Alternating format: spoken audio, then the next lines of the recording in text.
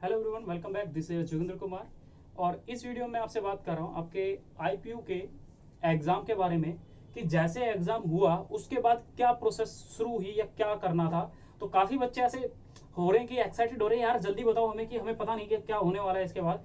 तो मैं थोड़ा थोड़ा आपको हिंट कर देता हूँ कि क्या प्रोसेस हुई थी, मेरे साथ मैंने क्या क्या फॉलो किया था या फिर मेरे साथ क्या हो, तो मैं वो बताता हूँ आपको। ठीक है, दो तरीके से काउंसलिंग होती है। पहले काउंसलिंग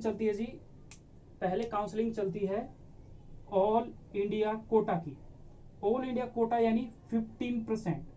15% यानी ऑल ओवर इंडिया में, ऑल ओवर इंडिया के जितने भी मेडिकल कॉलेज हैं उनके लिए। ठीक है, अब 50% जितनी भी अपनी 72,000 गवर्नमेंट सीटें हैं, अपनी 72,000 अप्रोक्सीमेट ना, मेरे को एग्जैक्ट याद नहीं है, बट 72,000 के अप्रोक्सीमेट अपनी मेडिकल सीट है गवर्नमेंट की। उसके बाकी बची कुछ जितनी भी है यानी 98,000 ऐसे कुछ करके जो सीटें हैं, टोटल सीटें आती हैं इतनी है प्राइवेट को मिला के और गवर्नमेंट को मिला के, तो प्राइवेट की बाकी बची कुछ प्राइवेट की है। अब मान लो गवर्नमेंट की 15% सीट जो है वो आप इससे निकाल लें, तो इसकी जो काउंसलिंग कराता है ऑल इंडिया, इसकी काउंसलिंग कराई थी जी एमसीसी ने, मेडिकल काउंसलिंग कमेटी ने। इसकी इस ऑल इंडिया की जो काउंसलिंग कराई थी वो काउंसलिंग कराई थी जी एमसीसी ने। ठीक है, जब आप गूगल करोगे तो mcc.ac.in पे आपको एक साइट खुलेगी। उस साइट पे आप जाओगे तो वहां पर आपको क्या है, पहले रजिस्ट्रेशन कराना होता है। रजिस्टर्ड कराओगे आप, जब आपका रिजल्ट आएगा रजिस्टर्ड कराओगे। किस चीज के लिए रजिस्टर्ड कराओगे? काउंसलिंग के लिए। काउंसलिंग के लिए आपको रजिस्टर्ड कराना है। उस रजिस्टर्ड कराने के लिए जो जनरल कैटेगरी का बच्चा है उसको 10,500 रुपये पे करने होंगे। रजिस्ट्रेशन फीस जो है उसकी इतनी जाएगी, यानी जनरल और ओबीसी की बात करें। और अगर एसटी और एससी के बच्चे की अगर बात करें तो उसको 5,500 रुपीज जाएंगी।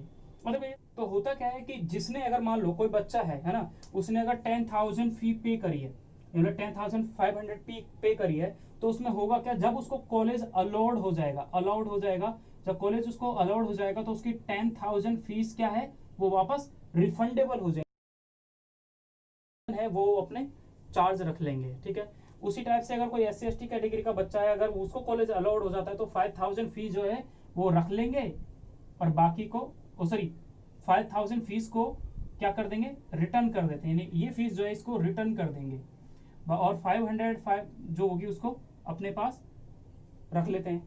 ये इनका मेन काम होता है, यही बाद में मिल जाती है ना। अब हुआ क्या कि भाई, अब ये तो एमसीसी ने कराई। जब मेरे टाइम पे काउंसलिंग हुई तो दिल्ली यूनिवर्सिटी, दिल्ली के वाले बच्चों के लिए बात कर रहा हूँ, तो दिल्ली यूनिवर्सिटी यानी ड्यू, दिल्ली यूनिवर्सिटी के जो मेडिकल कॉलेज हैं, यानी MAMC Maulana Azad, MAMC Maulana Azad medical college ये हो गया, या फिर UCMS की बात करते हैं, यूनिवर्सिटी ऑफ मेडिकल साइंसेज हो गया, LHMC की बात करते हैं, लेडी हार्डिंग मेडिकल कॉलेज की बात करते हैं, या फिर मैं बात करूं VMMC की, वर्धमान महावीर मेडिकल कॉलेज जिसको सफदरजंग के नाम से जानते हैं, या फिर मैं बात करूं RML की, डॉक्टर राम मनोहर लोहिया हॉस्पिटल यानी डॉक्टर RML, इस कॉलेज की RMLH है ना, इस कॉलेज की बात करूं, तो ये जो चार कॉलेज थे इनकी काउंसलिंग भी दोस्तों, एमसीसी ने ही कराई थी। ठीक है, यानी इनकी काउंसलिंग भी क्या हुई थी, ऑनलाइन हुई थी। ठीक है, अब ये चीज आपने देखा कि इनकी काउंसलिंग ऑनलाइन हुई। अब होता क्या है कि भाई, ड्यू के जो कॉलेज थे, ये चारों, यानी ड्यू के कॉलेज बेसिकली तीन हैं। ठीक है, ये तीन जो है वो ड्यू के कॉलेज है, MAMC, UCMS और LHMC। लेकिन इसके अलावा ये जो है ये IP के कॉलेज है। ठीक है, VMMC और डॉक्टर राम लोहिया ये एफिल्ड बाय IPU, इंद्रप्रस्थ यूनिवर्सिटी के ही पार्ट हैं। लेकिन इंद्रप्रस्थ यूनिवर्सिटी के अंदर और भी आते हैं, जिनमें से दो ये हो गए। एक होता है हिंदूराव हॉस्पिटल, हिंदूराव हो गया। एक बोलते हैं डॉक्टर BSA,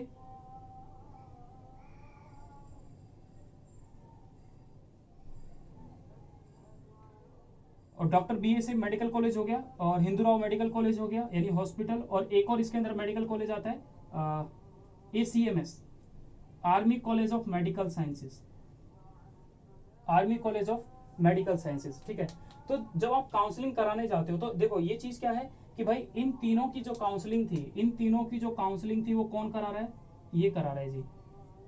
ठीक है, इन तीनों की काउंसलिंग किसने कराई, IP ने कराई।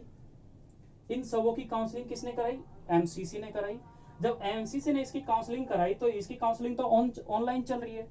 तो हुआ क्या था कि जो ये डॉक्टर आरएमएलएच हॉस्पिटल है, जो आईपीयू का एक नया कॉलेज खुला है, इसमें पीजी जो पोस्ट ग्रेजुएशन करते हैं एमबीबीएस के बाद, वो बहुत पहले से है। ठीक है, एक टाइम पे इस टाइम पे कहा जाता है कि ये टॉप मोस्ट क्या बोलते हैं पीजी में ये सेकंड नंबर पे आता है। एम्स तो हटा ही दो, मैं सिर्फ इन मेडिकल कॉलेज की बात कर रहा हूँ। एम्स के अलावा एमएमसी के बाद इसको सेकंड नंबर पे रखा जाता है। इसकी सीटें सबसे पहले भरी जाती है आरएमएल की।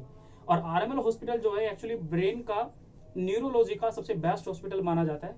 ठीक है, जैसे यूसीएमएस जो है, ये यूसीएमएस जो है ये हार्ट के लिए बेस्ट माना जाता है, आरएमएल जो है वो ब्रेन के लिए बेस्ट माना जाता है। बट बाय द वे, अब मैं फिर से बता रहा हूँ कि एमसीसी ने काउंसलिंग कराई इन 4 मेडिकल कॉलेज की, है ना, सॉरी 5 मेडिकल कॉलेज की काउंसलिंग कराई जो ड्यू के इंक्लूडेड है। और ड्यू के कौन कौन से इंक्लूडेड है? ड्यू के 3 मेडिकल कॉलेज हैं। ठीक है, ये ड्यू के मेडिकल कॉलेज हैं। ये 2 के 2 जो मेडिकल कॉलेज हैं, दोनों के दोनों किसके हैं? आईपीयू के हैं। लेकिन आईपीयू के 2 मेडिकल कॉलेज की भी काउंसलिंग एमसीसी ने कराई और इसकी भी कराई। इन तीनों की काउंसलिंग कराने मैं गया हुआ था अपने लिए। जब काउंसलिंग कराने गया तो मेरे को चॉइस में ये तीनों ही मिले थे। जब तीनों चॉइस में मिले थे, उन्होंने मेरे को पूछा कि भाई आपको कौन सा कॉलेज चाहिए, तो मैंने बोल दिया मेरे को हिंदूराव मेडिकल कॉलेज दे दो। मैंने क्यों बोला था? क्योंकि मेरे पास फीस का पंगा चल रहा था। तो मैंने क्या बोल दिया था कि मैं हिंदूराव मेडिकल कॉलेज लूंगा। और हिंदूराव मेडिकल कॉलेज की फीस अप्रोक्सीमेट 76,000 थी और बीएससी की जो है वो 1 लाख है, 1 लाख है। ठीक है, और एसीएमएस की तो आपको मैंने बताया 3.6 लाख है। तो भाई मैंने सोचा कि जिसकी फीस सबसे कम होगी मैं उस कॉलेज को सबसे पहले ले लूंगा। इस कॉलेज को मैंने सबसे पहले उठा लिया क्योंकि इसकी फीस इतनी थी।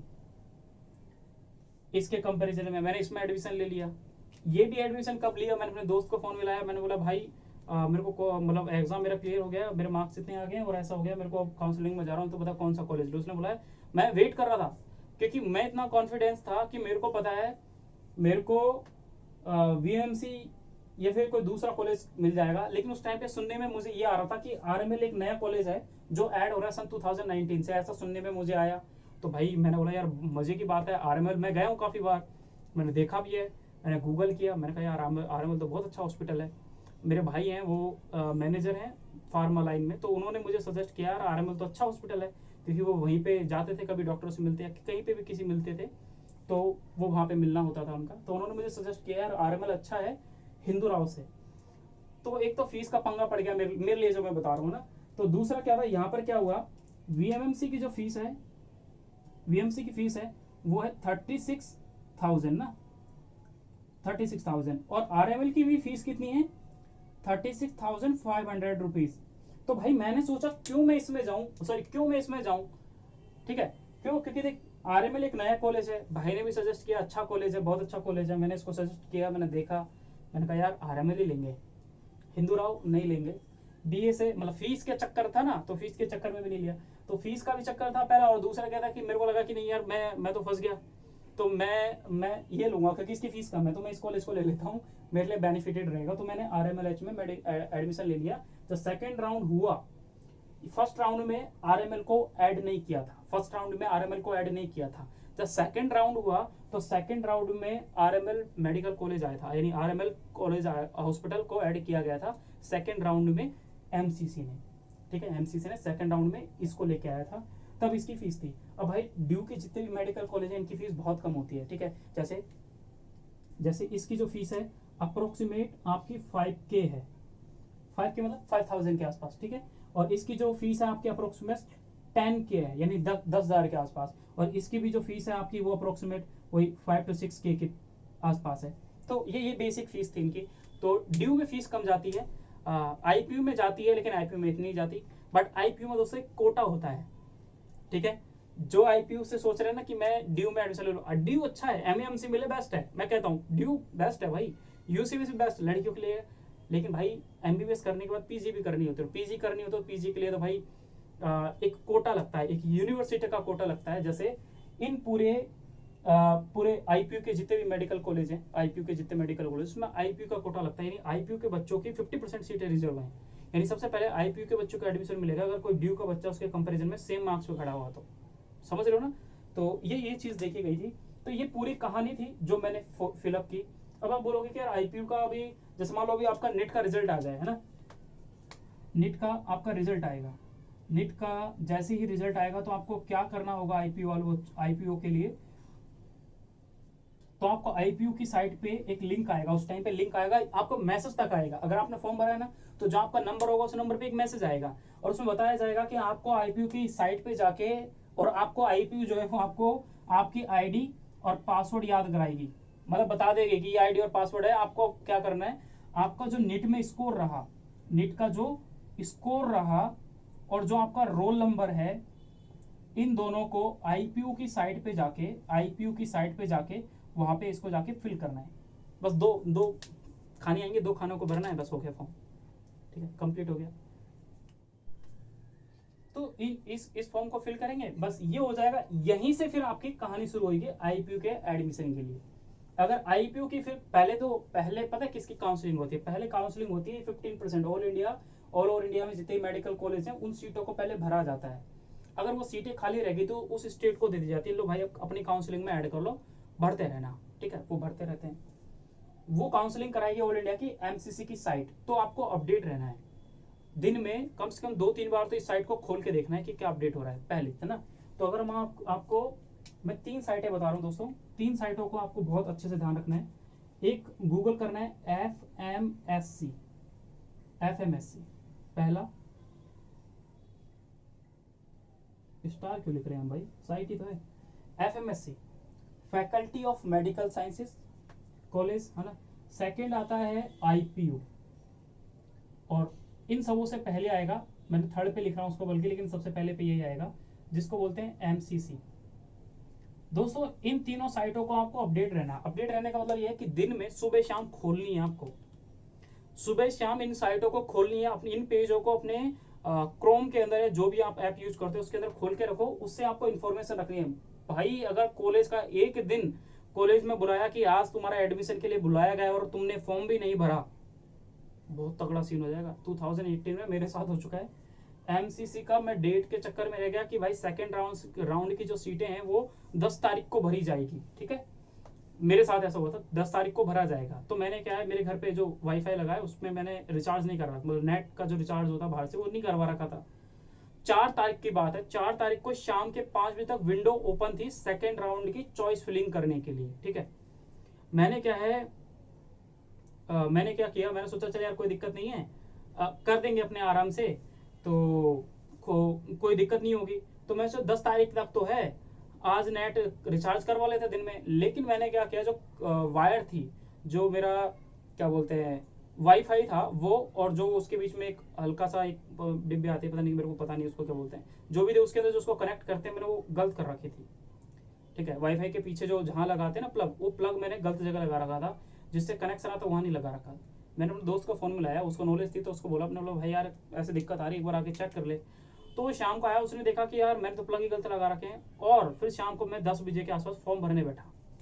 मैंने कहा फॉर्म भी भर देता, लगे हाथ। जब मैं फॉर्म भरने बैठा तो मैंने देखा कि विंडो क्लोज और शाम के 5 बजे तक विंडो ओपन थी। तो भाई मैंने क्या गलती करी, मैं नेट के भरोसे बैठ गया, मैं रोज अपडेट नहीं था इस चीज के लिए। तो आपको अपडेट रहना है इस चीज के लिए। तो मैं सेकंड राउंड के लिए एलिजिबल नहीं था, लेकिन सेकंड राउंड में मेरे को कॉलेज मिलने के चांसेस थे। तो आपको मैं कह रहा हूं कि एमसीसी और आईपीयू का फॉर्म भरा है, तो आईपीयू का फॉर्म और एफएमएससी, ये 3 फॉर्म तो अपडेट रहना है, ठीक है। इन तीनों के ऊपर बहुत फोकस करना है, 3 साइटों को देखना, रोज क्या नोटिस आता है, ठीक है, उस नोटिस को खोल के देखना आपसे रिलेटेड। तो मैं ये सिर्फ एमबीबीएस, बीडीएस, बीएचएमएस और बीएमएस, ये चारों के लिए बोल रहा हूं मैं ये वाली बात, ठीक है। कहीं सोचो ना कि एमबीबीएस हो भाई, एमबीबीएस वाला करेगा, हम नहीं भाई, चारों के लिए वाली बात। तो चारों स्ट्रीम के जो बच्चे जिसमें एडमिशन लेना चाहते हैं वो इस चीज पे फोकस करें, ठीक है।